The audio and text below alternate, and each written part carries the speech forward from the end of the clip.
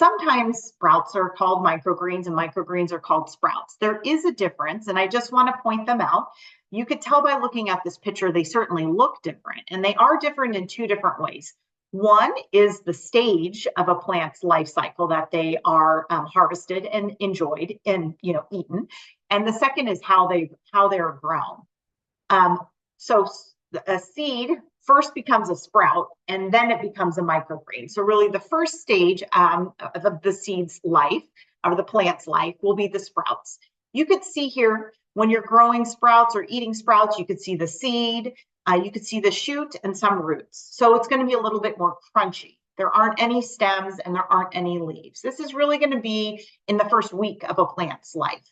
First 5 to 7 days it takes to grow sprouts. Sprouts are grown in a jar without any type of growing medium and with water that's shaken.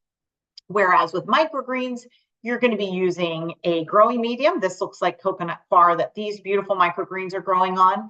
And it's going to take a little bit longer. It's going to be about 2 weeks or a little bit longer to grow those microgreens. And you're going to be eating the stems and the cotyledons. So now you know, if somebody serves you microgreens and they call it sprouts, you'll be in the know that they are microgreens truly. So a seed becomes a sprout and then a microgreen.